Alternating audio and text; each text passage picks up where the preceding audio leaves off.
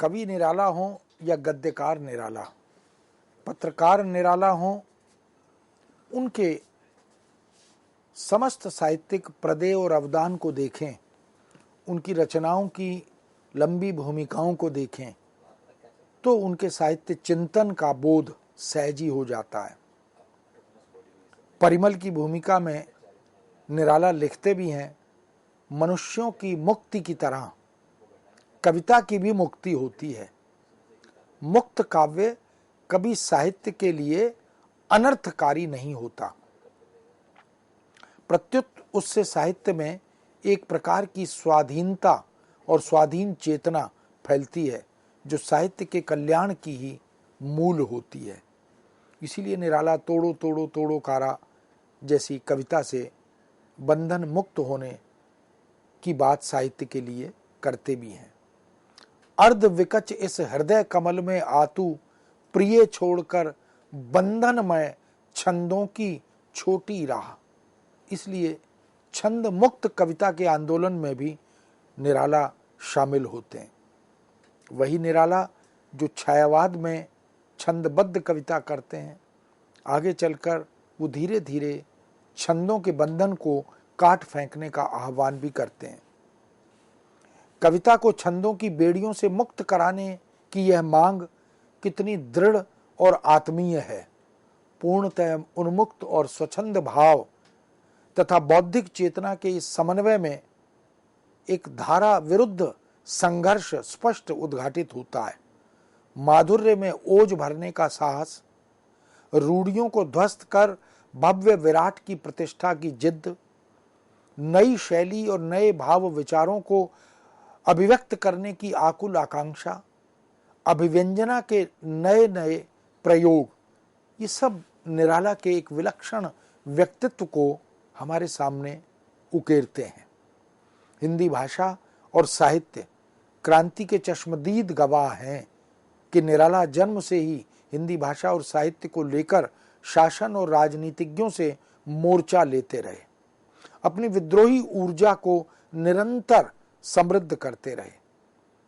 देश आजाद हो गया, पर उस क्रांति दूत की चेतना ने अपने एक नए चोले को धारण किया। भाषा और साहित्य के संदर्भ में वे गांधी और नेहरू से भी अपने अकाट्य तर्क लेकर बहस करते रहे। काले काले बादल छाए, न आए वीर जवाहर लाल, कैसे कैसे नाग मंडलाए, न आए वीर जवाहर लाल। देश के प्रधानमंत्री जो बाद में आज़ादी के बाद प्रधानमंत्री के रूप में हमारे सामने उपस्थित हुए, उन्हें भी अवसर मिलने पर निराला ने अपने इस आक्रोश का शिकार बनाया। अपने इस कला कौशल के लिए उस महाजीवट ने संपादक गणों द्वारा नित्य प्रति लौटाई जाने वाली अपनी काव्य कृतियों को देखकर अपना धर्म, साहित्यिक धर्म और साहित्यिक साहस छोड़ा नहीं। तब भी मैं इसी तरह समस्त कवि जीवन में व्यर्थ भी व्यस्त लिखता अबाध गति निरानंद, वापस कर देते पढ़ सत्वर दे एक पंक्ति दो में उत्तर। जब वो संपादकों के पास अपनी रचनाएं प्रकाशनार्थ भेजते तो संपादक एक दो पंक्तियों में उन रचनाओं को अस्वीकार करके लौटा देते। यही मुक्त छंद छायावाद के यौवन का भी प्रतीक है।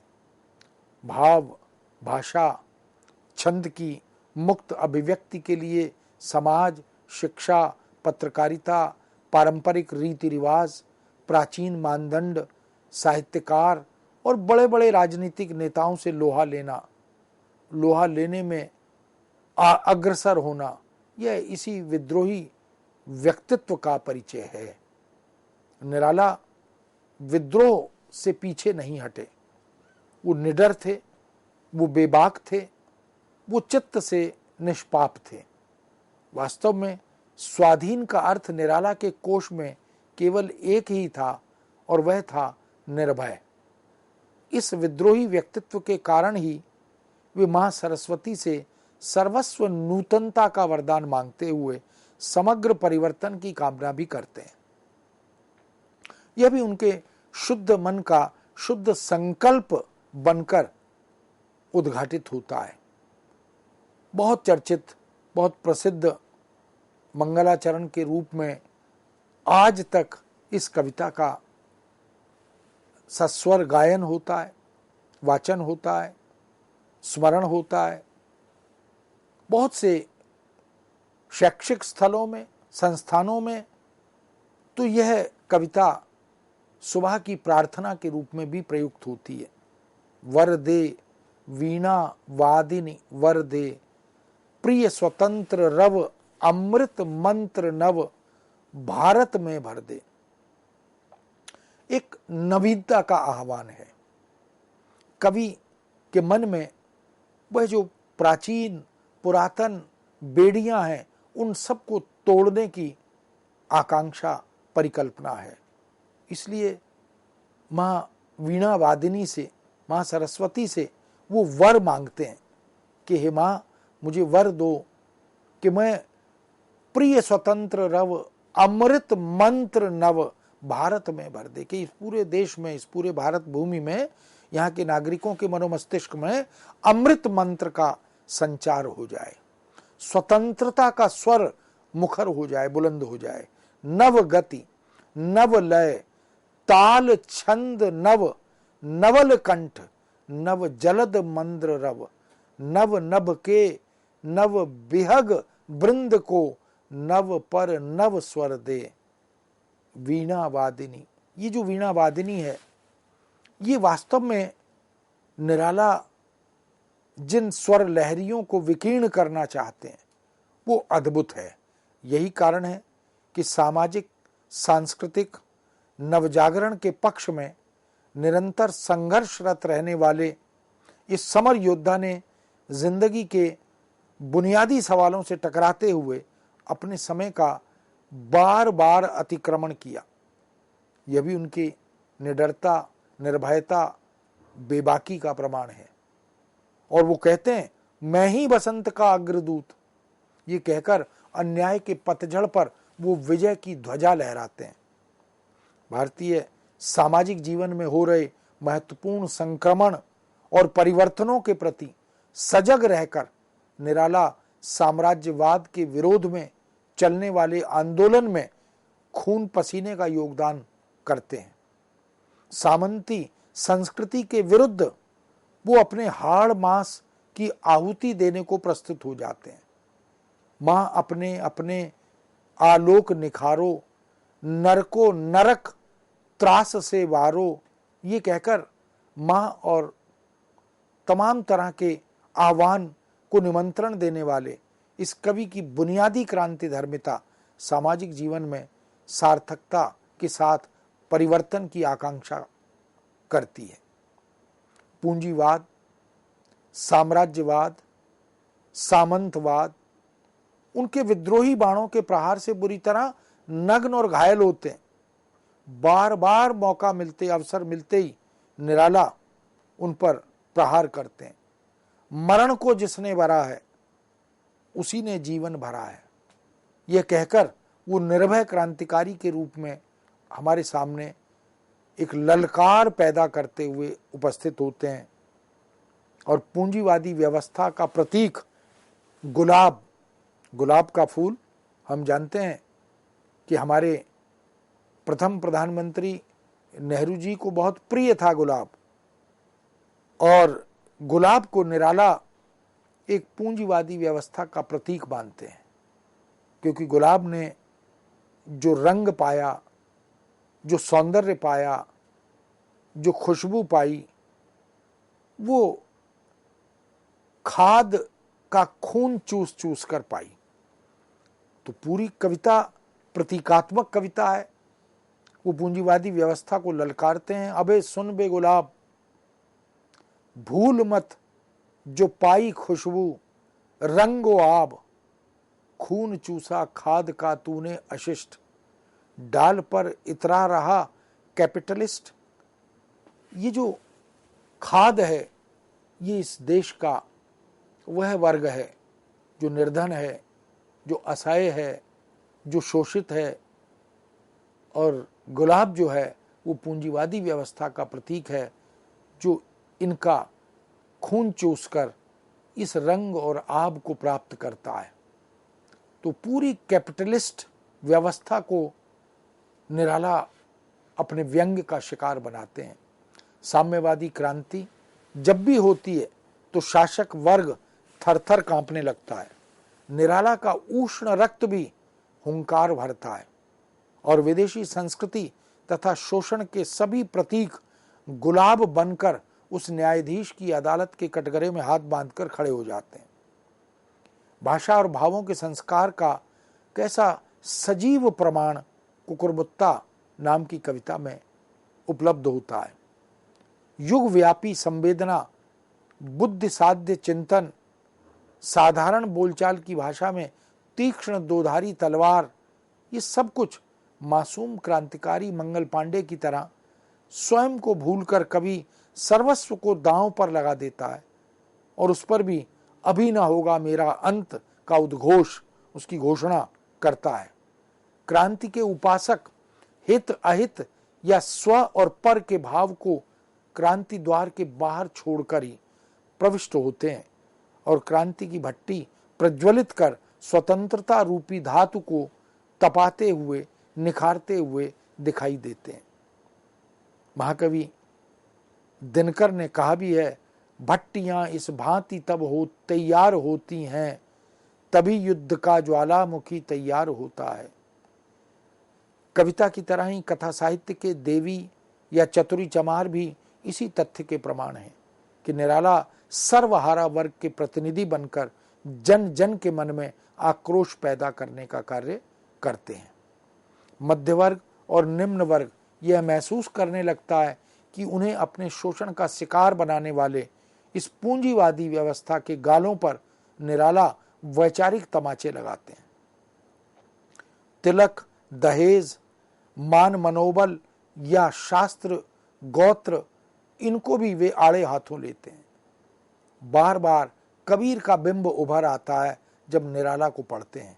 अपनी पुत्री सरोज के विवाह अवसर पर धन लौलुप वर्ग को पत्तल में छेद करने वाला कहकर गाली भी देते हैं। ये कान्य कुब्ज कुल कुलांगार, खाकर पत्तल में करें छेद, इनके कर कन्या अर्थ खेद, इस विषय विषम बेली में विष ही फल, यह दग्ध मरुस्थल नहीं सुजल। यही नहीं, जीवन के इस घोर त्रासद अवसरों पर, घटनाक्रमों में वे जब महसूस करते हैं कि लखकर अनर्थ आर्थिक पथ पर हारता रहा मैं स्वार्थ समर, तो तत्काल उनकी संकल्प शक्ति उन्हें जगाती है और वो निर्णय लेकर फिर से प्रस्तुत होते हैं, ऐसे शिव से गिरिजा विवाह करने की मुझको नहीं चाह, और तब उस दहेज लोभी को दुत्कार कर निकाल देते हैं। लोक रीति, कुल रीति, धार्मिक जीर्ण शीर्ण मान्यताएं, सभी को वे विद्रोह और प्रहारों के सामने नतमस्तक होने को बाध्य कर देते हैं। तुम करो ब्याह, तोड़ता नियम, मैं सामाजिक योग के प्रथम, लग्न के पढ़ेगा स्वयं मंत्र, यदि पंडित जी होंगे स्वतंत्र। अगर पंडित उपस्थित नहीं होगा इस सामाजिक विद्रूपता के विरुद्ध कदम उठाने पर, तो निराला स्वयं मंत्र आदि उच्चार करने के लिए प्रस्तुत होते हैं। इसलिए पुत्री विवाह पर मंत्रोच्चार करने से यदि पंडित जी नट जाएं तो कोई परवाह नहीं, कभी किसी का भी मुखापेक्षी नहीं होता। स्वयंभू को किसका भय? क्रांति तो वही है जो एक बूंद करे और पूरे समुद्र में खलबली मच जाए। गांधी जी ने भी आत्मदान की क्रांति से पूरे विश्व को एक नई राह, एक नई रोशनी और एक नई चेतना प्रदान की थी। उसी गांधी का आदर्श कवि के रूप में हमारे सामने आता है।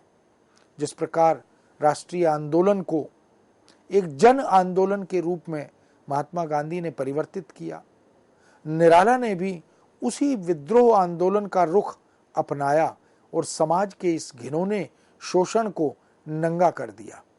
रामप्रसाद बिस्मिल, चंद्रशेखर आजाद, भगत सिंह जैसे क्रांतिकारी बलिदान हो देते हैं तो निराला भी बलिदानी के मामले में पीछे नहीं रहते।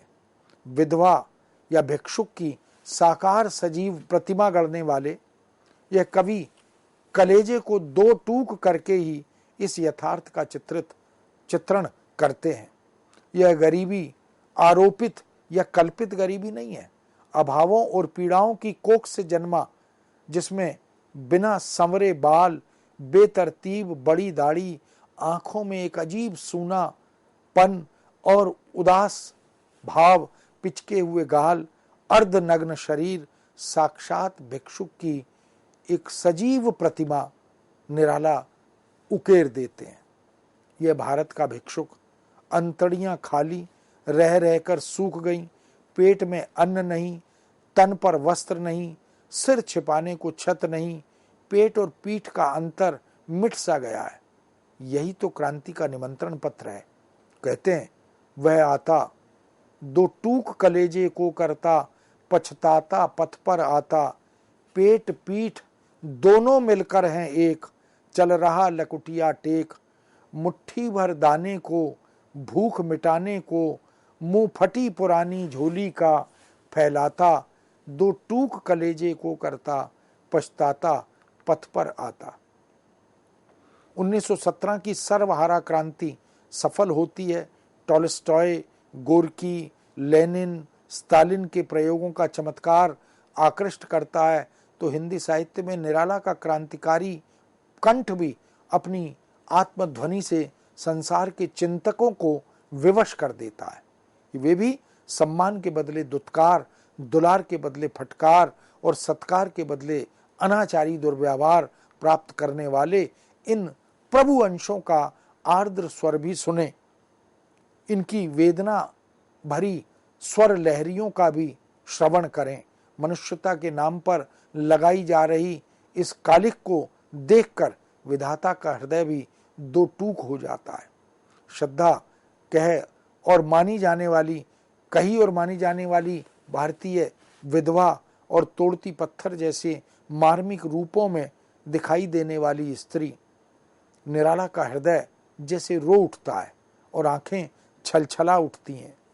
वह इष्ट देव के मंदिर की पूजासी, वह दीप शिखासी शांत भाव में लीन, वह क्रूर काल तांडव की स्मृति रेखासी, वह टूटे तरु की छुटी लतासी दीन, दलित भारत की ही विधवा है। यह विधवा भारतीय जन जीवन के लिए कलंक चिन्ह बनकर आती है। या आदर्श विद्रोह और प्रतिक्रिया से दूर रहकर सब कुछ सहने वाली इस विधवा की पीड़ा और टीस, उसकी अवहेलना और कष्ट सहिष्णुता को कवि अपने कंठ से विद्रोह का चोला पहनाता है। वह भी समाज का एक हिस्सा है। वह विधवा स्वेच्छा से नहीं हुई है, उसका भी अधिकार है, उसको भी मान सम्मान मिलना चाहिए। और समाज की कोड़ बनी इन कुरीतियों को रौंदने कुचलने का निवेदन कवि करता चलता है। आज के इस प्रगतिशील युग में नारी के साथ हो रहे अत्याचार पर सत्य का प्रकाश डालने का साहस कवि निराला बेबाकी से जुटाते हैं। वह तोड़ती पत्थर, चढ़ रही थी धूप, गर्मियों के दिन, दिवा का तमतमाता रूप, उठी झुलसाती हुई लू, रुई ज्यों जलती हुई भू, गई चिनगी छा गई, प्रायः हुई दोपहर, वह तोड़ती पत्थर। इलाहाबाद के पथ पर उन्होंने पत्थर तोड़ती हुई उस गर्भवती स्त्री को देखा, धूप चिलचिलाती हुई, और यह जो श्रम साधना के लिए प्रस्तुत भारतीय नारी है उसको देखकर कविता करने वाले कवि निराला का हृदय जैसे रो उठता है।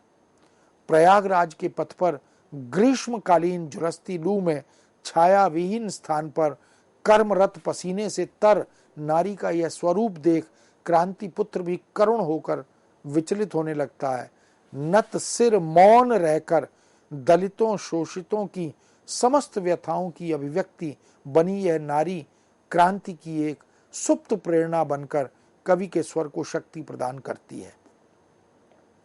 उस युवती के हाथ का हथौड़ा बार बार पत्थर पर नहीं, निराला के हृदय पर, मनोमस्तिष्क पर प्रहार करता है।